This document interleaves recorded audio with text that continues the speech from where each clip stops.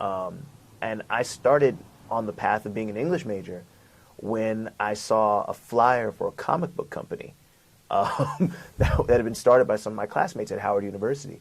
I had wanted to work for them as an illustrator, to draw. And I had all this stuff in my dorm room set up to kind of advertise that. And they kind of looked at me like, meh, yeah. And they were like, well, what else you got? And I was like, I have a story, right? And they were like, okay, we'll read the story. And it was really just a page long. It was an introduction of sorts to a larger story. And they loved it.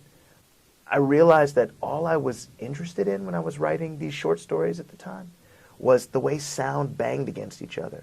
Like I would spend pages writing precisely the kind of thing I hated reading in high school, which is like, you know, 3-page description of a room. I had taken a short fiction writing course and a poetry writing course.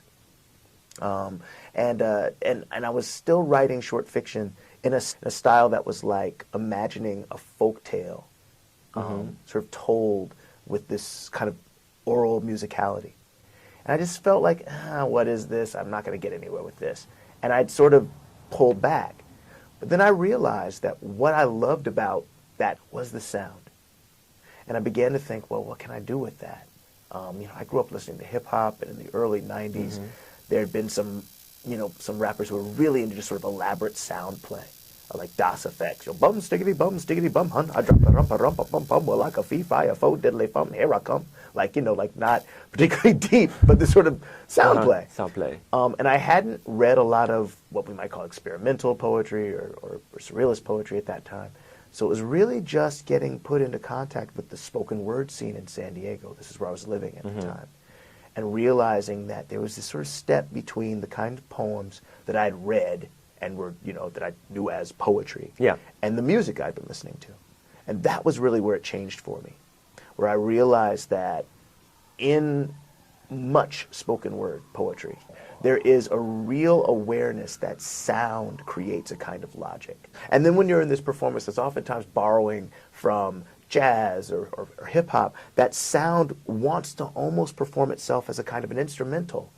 That's you're much more aware of it when somebody's doing it so in such a driven way during a spoken word performance.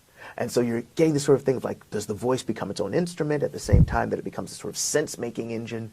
And that was when I really began to think to myself, wow, maybe I could do stuff with this. It's like, I felt like at that time, I was like, well, I'm not going to become a rapper. Like, I don't know any producers. I don't want to show up to some club and like freestyle battle somebody, right? So I was like, well, how can I do something that feels like I'm getting the best parts of the things that I'm interested in? And I can't think of a better way to think about what an avocation or a passion would be, where it's like, I just want the best parts of the stuff that I'm interested in, and I found them in poetry. Yeah.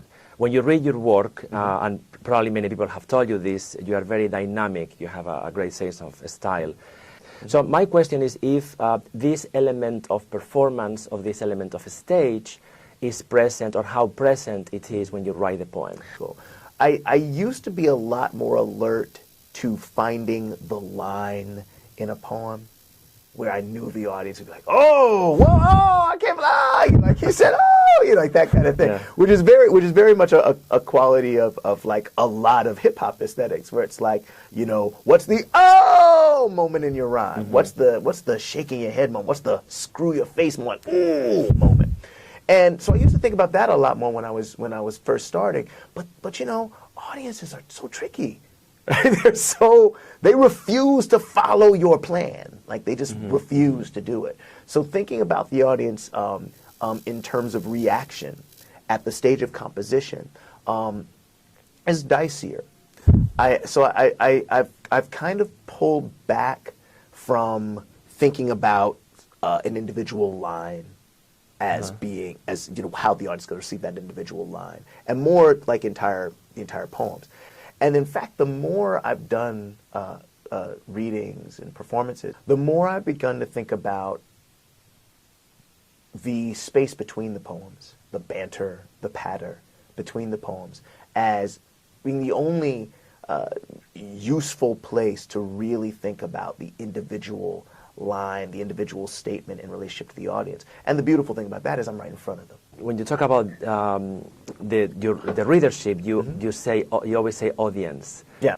For me, audience, when I'm thinking about composition and what they're gonna receive, to me it's a different kind of relationship. And that difference is, if I'm reading something, I control time. That is to say, if I'm the reader of a poem, if the first line is confusing to me, you can go back. I can go back. Yeah. I can sit with it. You can skip it. I can skip it. Being the audience at a performance is a much more precarious sort of thing. In that if you're listening, you don't control the time. If I decide to read this, if I decide to read a 5-page poem in 45 seconds, if I speed read through it, that's what you get. You're kind of stuck with that. So I think it's a different kind of relationship.